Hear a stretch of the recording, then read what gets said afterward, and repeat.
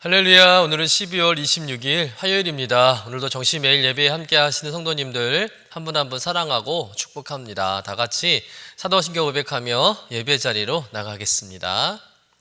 전능하사 천지를 만드신 하나님 아버지를 내가 믿사오며 그 외아들 우리 주 예수 그리스도를 믿사오니 이는 성령으로 잉태하사 동정녀 마리아에게 나시고 본디오 빌라도에게 고난을 받으사 십자가에 못 박혀 죽으시고 장사한 지 사흘 만에 죽은 자 가운데서 다시 살아나시며 하늘에 오르사 전능하신 하나님 우편에 앉아 계시다가 저리로서 산 자와 죽은 자를 심판하러 오시리라.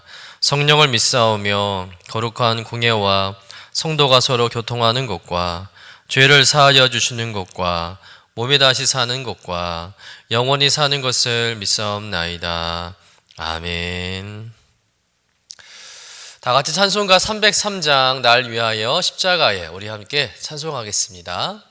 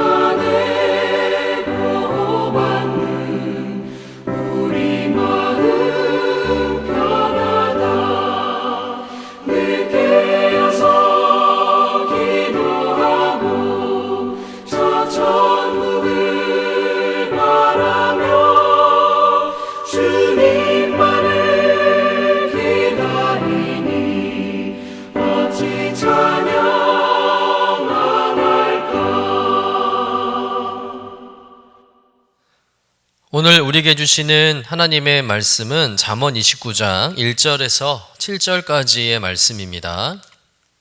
함께 받들어 읽겠습니다. 자주 책망을 받으면서도 목이 곧은 사람은 갑자기 패망을 당하고 피하지 못하리라. 의인이 많아지면 백성이 즐거워하고 악인이 권세를 잡으면 백성이 탄식하느니라. 지혜를 사모하는 자는 아비를 즐겁게 하여도 창기와 사귀는 자는 재물을 잇느니라. 왕은 정의로 나라를 견고하게 하나 뇌물을 억지로 내게 하는 자는 나라를 멸망시키느니라. 이웃에게 아첨하는 것은 그의 발 앞에 그물을 치는 것이니라. 악인이 범죄하는 것은 스스로 올무가 되게 하는 것이나 의인은 노래하고 기뻐하느니라. 의인은 가난한 자의 사정을 알아주나 악인은 알아줄 지식이 없느니라. 이는 하나님의 말씀입니다. 아멘. 잠언 29장은 히스기야 왕의 신하들이 솔로몬 왕의 잠언을 편집한 제2잠언의 마지막 장입니다. 통치자의 지혜에 관한 마지막 종결 부분이죠. 오늘 본문은 의인과 악인이 각각 그 자신과 이웃의 행복에 어떤 상반된 영향을 끼치는지를 대비시켜주면서 잠언의 독자로 하여금 의인의 삶으로 초대하고 있는 말씀입니다. 본문 1절 말씀 다시 한번 읽어보겠습니다. 자주 책망을 받으면서도 목이 곧은 사람은 갑자기 패망을 당하고 피하지 못하리라. 여기서 목이 곧은 사람은 악인을 뜻합니다. 그런데 이 목이 곧다는 말은 뭐냐면 반복되는 교훈이나 책망을 들었을 때 자기 고집을 부리고 더욱 완악하게 행동하는 것을 말한다는 것이죠. 절대 자신의 잘못을 인정하지 않습니다. 수긍하는 법을 모른다는 것이죠. 이런 사람은 갑자기 패망한다는 겁니다. 대표적인 예로 사울 왕을 들 수가 있는데, 사울 왕은 환경을 통해서 또한 선지자를 통해서 많은 경고의 말씀을 들었습니다. 수없는 죄의 지적을 당했다는 것이죠.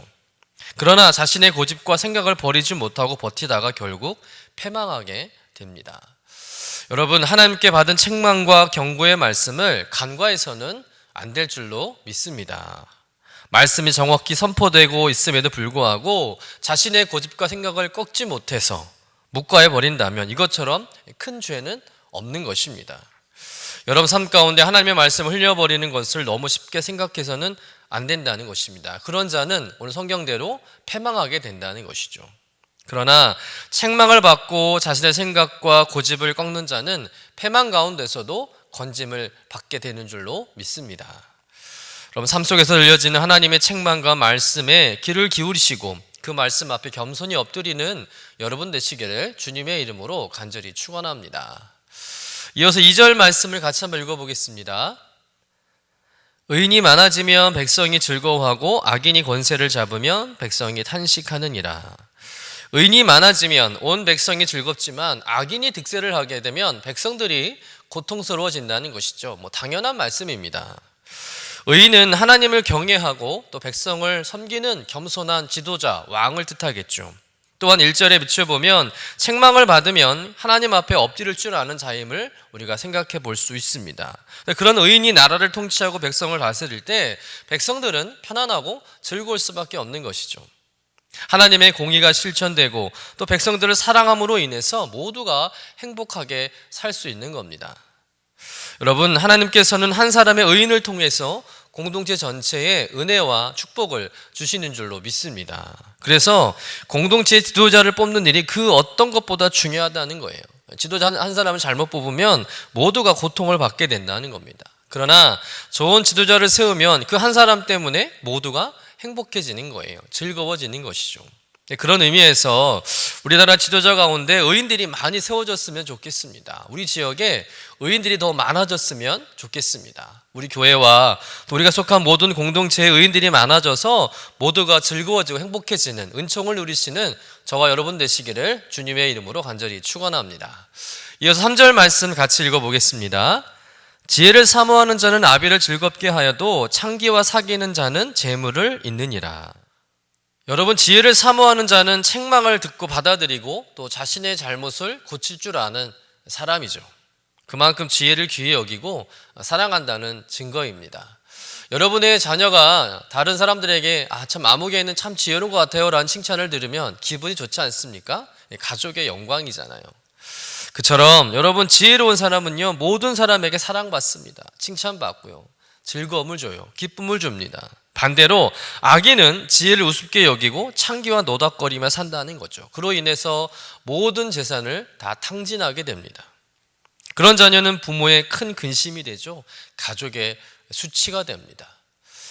그렇기 때문에 이런 수치를 당하지 않기 위해서는 목이 곧은 심령을 고쳐야 할 줄로 믿습니다. 하나님의 책망과 말씀을 듣고 겸손히 순종하며 제약된 삶에서 돌이키는 인생이 되어야 한다는 것이죠.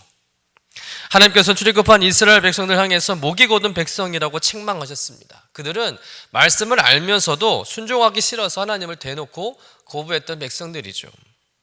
그로 인해서 그들은 하나님을 만으로 여기다가 가나안 땅에 들어가지 못하고 광야에서 다 죽게 됩니다. 주변 나라 민족들에게 부끄러움을 당하는 것이죠.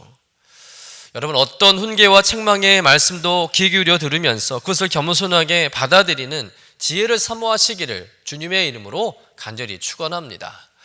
자, 이어서 우리 4절 말씀 같이 읽어보도록 하겠습니다. 왕은 정의로 나라를 견고하게 하나 뇌물을 억지로 내게 하는 자는 나라를 멸망시키느니라. 이 말씀에서 뇌물을 억지로 내게 하는 자는 앞에 나오는 왕과 관련하여 볼 때 부당한 방법으로 뇌물을 받는 불의한 왕 또는 악한 지도자를 의미합니다. 여러분, 왕에게는요, 하나님 앞에서 정의로운 마음을 가지고 또 백성을 존귀 여기는 마음으로 나라를 공정하게 이끌어가야 할 사명이 있는 거예요. 그런데 그런 왕이 뇌물을 좋아하고 그래서 백성들과 신하들로 하여금 억지로 뇌물을 내게 하면 그 나라는 멸망으로 이르게 된다는 것이죠. 솔로몬을 이어서 왕이 된 르호보암 왕을 보시기 바랍니다. 하나님을 경외하지 않고 두려워하지 않는 그 왕이 되었을 때 충성된 원로 신하들의 말을 듣지 않고 어렸을 때부터 자기와 놀았던 철없던 친구들의 말을 듣게 돼요. 그 친구들이 하는 말이 뭡니까? 백성들에게 멍에를 무겁게 해야 한다. 그래야 백성들이 왕의 말을 잘 듣는다, 복종한다. 그런 말을 하니까 르호보암 왕이 백성들에게 세금을 과중하게 부과합니다. 자신의 아버지 솔로몬 왕보다 더 무섭게 백성들을 통치하겠다는 거예요. 결국 이스라엘은 르호보암 왕의 폭정으로 인해서 반란이 일어나요. 여로보암이라는 사람이 이스라엘 10개 지파와 손을 잡고 르호보암을 대적하면서 떨어져 나가게 됩니다. 그로 인해서 통일 왕국이었던 이스라엘은 여로보암이 통치하는 북이스라엘과 르호보암이 통치하는 남유다로 분열되게 되고 그리고 두 나라 모두가 멸망당하게 됩니다. 그 아픔의 시작은 바로 르호보암 왕의 잘못된 통치에서부터 시작됐다는 거예요. 정의를 세우지 못하고 불법과 뇌물로 나라를 통치하려는 잘못된 발상이 하나님께서 택하시고 세우신 이스라엘을 멸망으로 몰아간 것입니다. 여러분, 이런 역사를 우리가 교훈 삼고 우리나라 지도자와 경제인들을 위해서 기도해야 할 줄로 믿습니다. 가끔 뉴스에서 이 뇌물로 인한 비리가 폭로될 때마다 참으로 근심되지 않을 수가 없습니다. 공동체의 질서와 공의를 파괴하는 가장 무서운 적은 뇌물입니다. 이 나라가 뇌물이 통하고 판치는 세상이 되지 않도록 하나님의 공의가 실현되는 나라가 될 수 있도록 여러분 기도해 주시기를 간절히 부탁드립니다. 우리 5절 말씀 같이 읽어보도록 하겠습니다. 이웃에게 아첨하는 것은 그의 발 앞에 그물을 치는 것이니라. 아첨이란 누군가가 잘못했을 때 옳고 그름을 정확하게 말해주는 것이 아니라 좋은 말을 해줌으로 인해서 그의 기분을 맞춰주고 즐겁게 해주는 것을 아첨이라고 하죠. 여러분, 진실을 외면하고 이웃의 환심을 사기 위해서 하는 아첨은 그 발 앞에 그물을 치는 것과 같다. 곧 그를 걸려 넘어지게 하는 일이라는 거죠. 다시 말해서 아첨은 사람을 도와주는 게 아니라는 겁니다. 오히려 그를 망치게 하는 일이라는 거죠. 여러분 주변에는 아첨하는 이웃들이 많습니까? 아니면 쓴소리를 해주는 이웃들이 많습니까? 여러분, 아첨하는 이웃들보다 쓴소리 해줄 수 있는 이웃들과 더 깊은 교제, 좋은 교제를 하시기를 간절히 바랍니다. 쓴소리를 해줄 수 있다는 것은 그만큼 나를 아끼고 사랑하는 의미 아니겠어요? 진심으로 도와주고 싶은 마음이죠. 또한 여러분들도 누군가를 진심으로 위하고 잘 되기를 바란다면 마음에도 없는 아첨의 말을 하지 마시고 진심을 담은 바른 말을 할 줄 아는 여러분 되시기를 간절히 축원합니다. 당장은 그 말을 싫어할 겁니다. 배척하고 거부할 것입니다. 그러나 언젠가는 알게 될 거예요. 고마워할 것입니다. 6절 말씀 같이 한번 읽어보겠습니다. 악인이 범죄하는 것은 스스로 올무가 되게 하는 것이나 의인은 노래하고 기뻐하느니라. 이 말씀에서도 지혜자는 악인과 의인을 분명하게 대조하고 있죠. 여러분, 악인은 어떤 사람입니까? 악인은 악을 거듭하여 행하는 상습적인 범죄자를 가리킵니다. 그리고 그런 범죄 이후에도 자신의 죄에 대해서 깨닫지 못하는 거예요. 회개하지 않습니다. 그래서 깊은 올무에 빠지게 된다는 것이죠. 그러나 의인은 어떻게 할까요? 의인은 범죄한 후에 스스로 자신의 죄악된 모습을 뉘우칩니다. 그리고 죄의 상태에서 벗어나기 위해서 죄를 자복하고 하나님의 용서를 구한다는 것이죠. 그리고 용서함을 받습니다. 그 용서함을 받았기 때문에 노래하고 기뻐하게 된다는 거예요. 구속함을 받은 우리 어찌 찬양 안 할까? 그 가사처럼 여러분, 죄에서 구원받은 사람만이 누리는 기쁨이 있어요. 구속함의 은혜를 받은 사람만이 부를 수 있는 노래가 있는 줄로 믿습니다. 여러분, 죄사함의 기쁨이 그 어떤 기쁨보다 가장 큰 기쁨이라는 것을 믿으시길 간절히 축원합니다. 여러분 삶 속에 이런 구속의 기쁨이 가득하고 구원의 노래가 평생 불려지는 복된 인생 되시기를 주님의 이름으로 간절히 축원합니다. 우리 마지막 7절 말씀 같이 한번 읽어보도록 하겠습니다. 의인은 가난한 자의 사정을 알아주나 악인은 알아줄 지식이 없느니라. 여러분, 의인은 가난한 자의 사정을 알아주고 배려하는 마음이 있다는 거죠. 가난한 자의 그 절박한 사정을 충분히 공감한다는 겁니다. 마치 자신도 가난을 겪었던 것처럼 가난한 자의 서름과 아픔을 이해하고 어떻게든 도와주려고 한다는 거죠.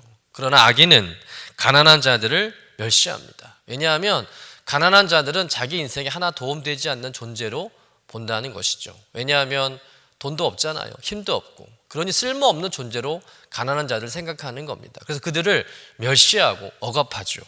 여러분, 가난한 자들을 돌보고 그들의 사정을 아는 것은 하나님의 마음이 있을 때 가능합니다. 그런데 악인에게는 그런 하나님의 마음이 없는 거죠. 하나님께서 주시는 지혜가 없습니다. 그래서 다른 사람의 상황을 헤아릴 줄 모르죠. 오직 자기만 압니다. 자기가 우선이죠. 여러분, 만약 이런 자가 지도자가 되었다고 생각해 보시길 바랍니다. 그 자체가 재앙이지 않겠습니까? 여러분, 오늘 말씀을 통해서 악인과 의인의 모습을 서로 대조하며 살펴보았는데요. 이제 선택은 우리에게 달려 있다는 거예요. 책망을 귀하게 받는 의인이 될 것인가, 아니면 책망을 받고도 자기 고집을 세우는 목이고든 악인이 될 것인가. 모두를 즐겁게 하는 의인이 될 것인가, 아니면 모두를 고통스럽고 불행하게 하는 악인이 될 것인가. 어떤 훈계와 책망의 말씀도 귀 기울여 들으며 그것을 겸손히 받아들이는 의인이 될 것인가, 아니면 온갖 불법과 뇌물로 살아가는 악인이 될 것인가. 아첨을 잘하는 악인이 될 것인가, 아니면 진심으로 쓴소리를 해줄 수 있는 의인이 될 것인가. 어렵게 가난하게 산 사람들을 하나님의 마음으로 돌볼 줄 아는 의인이 될 것인가, 아니면 자기밖에 모르는 이기적인 악인이 될 것인가. 오늘 말씀을 깊이 묵상하면서 하나님께서 기뻐하시는 의인의 삶을 선택하시는 여러분 되시기를 간절히 축원합니다. 그래서 이 세상에서는 없어서는 안 될 꼭 필요한 참된 지혜자, 하나님의 의인으로 살아가시는 여러분 되시기를 주님의 이름으로 간절히 축원합니다. 기도하겠습니다. 주님, 의인의 삶을 살길 원합니다. 책망을 귀하게 받는 의인 되게 하여 주옵소서. 모두를 즐겁게 하는 의인 되게 하여 주옵소서. 어떤 훈계와 책망의 말씀도 귀 기울이며 듣게 하시고 정의를 실현하는 의인 되게 하여 주옵소서. 아첨과 아부가 아니라 진심으로 권면하고 충고해 줄 수 있는 의인 되게 하여 주옵소서. 가난하게 사는 사람들을 하나님의 마음으로 품고 돌보는 의인 되게 하여 주옵소서. 구속의 기쁨이 가득하고 구원의 노래를 평생 부르는 복된 의인으로 살아가게 하여 주옵소서. 감사드리며 거룩하신 예수님의 이름으로 기도드립니다. 아멘. 하늘에 계신 우리 아버지여, 이름이 거룩히 여김을 받으시오며 나라가 임하시오며 뜻이 하늘에서 이루어진 것 같이 땅에서도 이루어지이다. 오늘 우리에게 일용할 양식을 주시옵고 우리가 우리에게 죄 지은 자를 사하여 준 것 같이 우리 죄를 사하여 주시옵고 우리를 시험에 들게 하지 마시옵고 다만 악에서 구하시옵소서. 나라와 권세와 영광이 아버지께 영원히 있사옵나이다.